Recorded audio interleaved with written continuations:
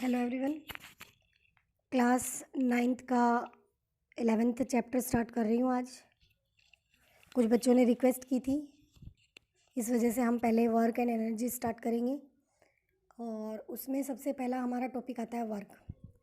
जैसे कि हम डेली यूज़ में जो छोटे मोटे काम करते हैं घर पे, उसे हम कहते हैं कि हमने वर्क किया है।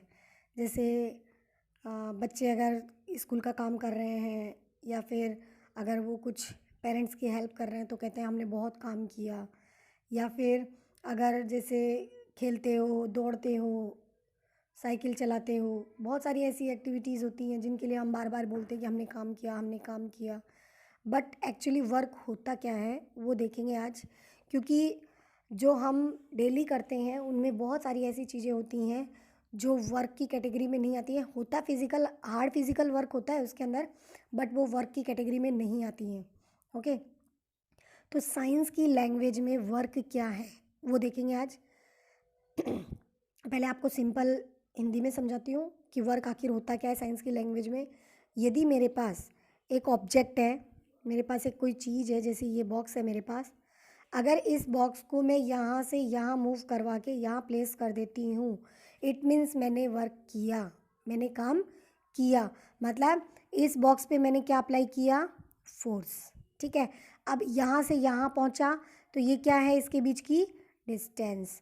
यानी अगर आप किसी ऑब्जेक्ट पे फोर्स अप्लाई कर रहे हो तो उसके अंदर डिस्प्लेसमेंट आना चाहिए और उसके अंदर एक डिस्टेंस कवर होनी चाहिए, तभी वो चीज़ क्या कहलाएगी? आपका वर्क कहलाएगी। तो देखते हैं वर्क क्या होता है। Using a force to move an object a distance, यानी फोर्स को यूज़ करके हम किसी ऑब्जेक्ट को मूव करवा के उससे एक डिस्टेंस कवर करवाते हैं। ठीक है, when both the force and the motion of the object are in the same direction। अब ऐसा नहीं होना चाहिए कि मेरे पास ये बॉक्स है या फिर कोई ऑब्जेक्ट है, उसको मैं क्या करवा रही हूँ? मूव करवा रही हूँ। ठीक है, तो जिस तरफ मैं फोर्स लगा रही हूँ उसी तरफ उसमें मूवमेंट होनी चाहिए। जैसे एक छोटा सा एग्जांपल लेते हैं हम कि एक बड़ा सा पहाड़ है, उसके ऊपर यहाँ पर एक नीचे एक पत्थर है यहाँ पर, और यहाँ पर एक व्यक्ति खड़ा है इस तरीके से। ठीक है, और वो क्या कर रहा है? इसको फोर्स लगा रहा है। ठीक है, इस पर फोर्स अप्लाई कर रहा है और वो इसको ऊपर की तरफ मूव करवाने की कोशिश करता है। बट क्या करेगा? जैसे ही वो फोर्स लगाएगा ये ऑब्जेक्ट जो है ऊपर जाने की बजाय वापस नीचे की तरफ आएगा। मतलब इसके अंदर क्या होगा? ये फ्रिक्शन है इसके अंदर, तो ये वापस नीचे की तरफ आ जाएगा। देखते हैं क्या बोल रहा है कि अगर आप किसी ऑब्जेक्ट पे फोर्स लगा रहे हो तो उसके अंदर जो मोशन होता है और जो ऑब्जेक्ट है और जो फोर्स लगा रहा है, दोनों का जो फोर्स होगा, दोनों की जो डायरेक्शन होगी वो क्या होनी चाहिए? सेम होनी चाहिए। अगर इस तरफ आप फोर्स लगा रहे हो तो उस ऑब्जेक्ट की डायरेक्शन भी इसी तरफ होनी चाहिए। ठीक है, when a force causes a body to move, work is being done on the object by the force. यानी जब आप कोई बॉडी मूव करती है तो जो वर्क है वो डन होता है, मतलब वर्क होता है वहाँ पर। कैसे?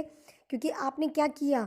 इस बॉडी पे फोर्स अप्लाई किया है। ठीक है, अब उसके अंदर मूवमेंट हुआ और वो एक जगह से दूसरी जगह पहुँच गई, तो ये क्या है? वर्क डन हुआ यहाँ पर।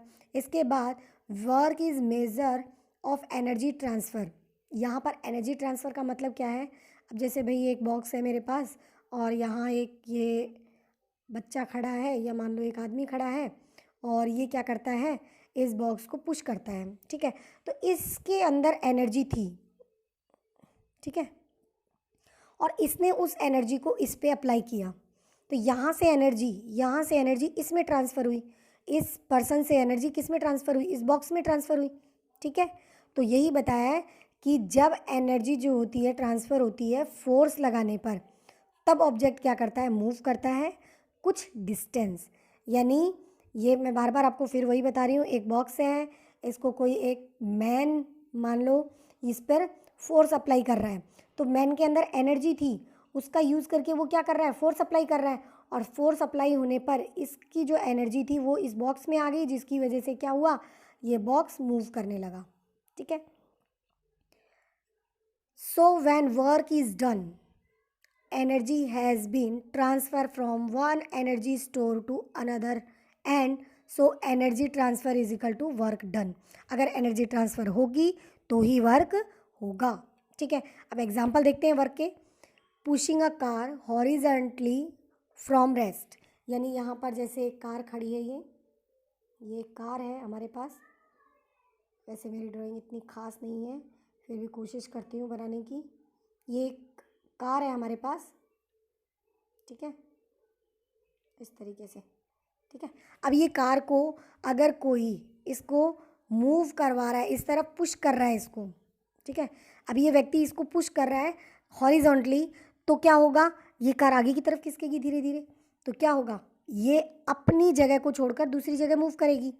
डिस्प्लेसमेंट हुआ, इसने फोर्स लगाया इसके ऊपर, ठीक है, और इसके अंदर जो एनर्जी थी, इस व्यक्ति के अंदर एनर्जी थी, वो इस गाड़ी में आई, इस वजह से इस गाड़ी ने मूव किया। ठीक है, फिर सेकंड क्या है एग्जांपल, शूटिंग ऑफ बुलेट। जैसे गन होती है, गन के अंदर अगर आप पिस्टल का ट्रिगर दबाते हो तो क्या होता है, उसमें से बुलेट जो होती है वो मूव करती है। तो गन में थी पहले बुलेट और जाकर कहाँ लगती है, हमारे जो टारगेट होता है वहाँ जाके लगती है। फिर वॉकिंग अपस्टेयर, सीढ़ियों के ऊपर चढ़ना। आप नीचे थे, नीचे से कहाँ पहुँच गए, ऊपर पहुँच गए, इसका मतलब आपने क्या किया है, वर्क किया है। ठीक है, तो ये कुछ एग्जाम्पल हैं हमारे साइंस की लैंग्वेज में कि वर्क कैसे होता है। ठीक है, अब देखते हैं, देयर आर 3 टर्म्स फोर्स। जो वर्क होता है उसको डन होने के लिए 3 टर्म चाहिए होती हैं। पहला फोर्स, दूसरा डिस्प्लेसमेंट और थर्ड होता है डायरेक्शन ऑफ फोर्स। यानी जो फोर्स है उसके लिए 3 टर्म चाहिए, फोर्स होता है, डिस्प्लेसमेंट होता है और फिर उसके बाद होती है डायरेक्शन। तो ये 3 चीज़ें जो होती हैं, ये 3 चीज़ें बहुत ज़्यादा इम्पॉर्टेंट होती हैं। तो वर्क का फॉर्मूला क्या होगा, force multiply displacement, W is equal to force into displacement. इसके बाद वर्क की जो यूनिट होती है वो होती है 1 जूल, और 1 जूल किसके बराबर होता है, 1 newton metre, 1 newton into 1 metre. ठीक है, न्यूटन किसका होता है, फोर्स का, मीटर किसकी होती है, डिस्प्लेसमेंट की। ओके, तो जूल की क्या हुई, 1 नैनो न्यूटन मीटर। ठीक है, when a force of 1 newton moves a body, यानी एक बॉडी है उस पर 1 न्यूटन फोर्स लग रहा है। मैं फिर से एक बार इसको इरेज कर देती हूँ। ये बॉडी है, इसके ऊपर फोर्स अप्लाई हो रहा है, कितना, 1 न्यूटन। ठीक है, अब क्या बोल रहा है, through a distance of 1 metre, यानी 1 मीटर डिस्टेंस इसने क्या की है, कवर की है, कितनी की है, 1 मीटर। ठीक है, it's on direction the work is done is 1 joule. अब आपको डिस्टेंस पता है और फोर्स पता है। ठीक है, डिस्टेंस या डिस्प्लेसमेंट और फोर्स हमें अगर पता है तो वर्क निकाल सकते हैं, क्योंकि W is equal to FS। Okay, F force, S displacement या डिस्टेंस। ओके, आई थिंक समझ में आया होगा। इसके बाद देखते हैं, जो 1 जूल होता है वो क्या होता है हमारा, 1 न्यूटन मल्टीप्लाई 1 मीटर होता है, और जो 1 न्यूटन मीटर होता है उसको हम क्या लिख सकते हैं, 10 की पावर 7 अर्ग भी लिख सकते हैं। कैसे, जो न्यूटन होता है उसकी जो वैल्यू होती है वो कितनी होती है, 10 की पावर 5 डाइन, और 1 मीटर की जो वैल्यू होती है वो क्या होती है, 10 square centimetre. Okay guys, I hope आप लोगों को समझ में आ रहा होगा। अब जैसे आप लोगों के लिए एक छोटा सा डायग्राम है, जैसे ये बच्चा है, ये बच्चा क्या करता है, कुछ बुक्स को इस व्हील वाले एक इक्विपमेंट पे लेकर कहीं जा रहा है। ठीक है, अगर ये बुक्स इसी पे पड़ी रहती हैं तो कोई वर्क नहीं होता है, बट अगर ये इसको लेकर क्या करता है, मूव करता है, तो वर्क होगा। मतलब ये बुक्स जो हुई, ये एक जगह से दूसरी जगह डिस्प्लेस हुई और ये इस पर क्या कर रहा है, फोर्स अप्लाई कर रहा है। थैंक यू गाइज, अगर आपको अच्छा लगा हो तो लाइक शेयर सब्सक्राइब जरूर करना, ताकि आप लोगों को आने वाले वीडियोज़ का नोटिफिकेशन मिल सके। Thank you.